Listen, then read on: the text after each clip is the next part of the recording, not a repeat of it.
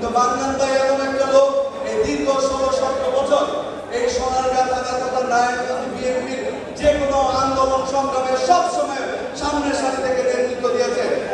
জিয়াউর রহমানের সাহসী ভূমিকা এবং তার বলিষ্ঠ নেতৃত্বের কারণেই বাংলাদেশ স্বাধীনতা পেয়েছে। জিয়াউর রহমানের আদর্শকে লালন করি বলেই আমরা আজ সম্মানিত। সারা বিশ্বের মধ্যে সৎ রাষ্ট্রনায়ক হিসেবে শহীদ প্রেসিডেন্ট জিয়াউর রহমানের নাম সমাদৃত। বাংলাদেশের প্রধান চালিকা শক্তি রেমিটেন্স এবং পোশাক শিল্পের সূচনা করেছিলেন শহীদ প্রেসিডেন্ট জিয়াউর রহমান।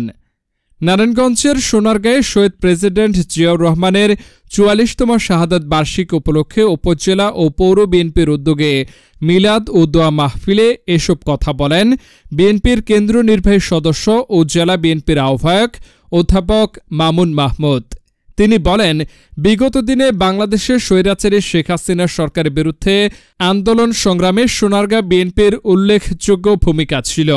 দলের দুঃসময়ে এ উপজেলায় বিএনপি ও নেতাকর্মীদের মামলা হামলায় সবসময় পাশে ছিলেন আজহারুল ইসলাম মান্নান।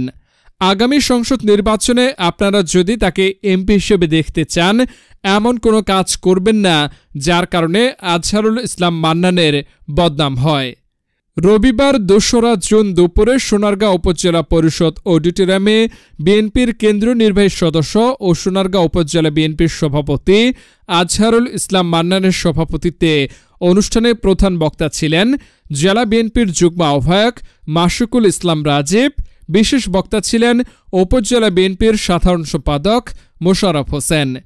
এছাড়াও অনুষ্ঠানে উপস্থিত ছিলেন জেলা বিএনপির সদস্য ও পৌর বিএনপির সভাপতি শাহজাহান, সাধারণ সম্পাদক মোতালেব হোসেন, সিনিয়র যুগ্ম সম্পাদক সাদিকুর রহমান সেন্টু, যুগ্ম সম্পাদক সাংগঠনিক সম্পাদক আব্দুর রাহিম ও পিরোজপুর ইউনিয়ন বিএনপির সভাপতি মনিরুজ্জামান সহ প্রত্যেক ইউনিয়ন বিএনপির সভাপতি, সাধারণ সম্পাদক ও অঙ্গ সংগঠনের নেতৃবৃন্দ।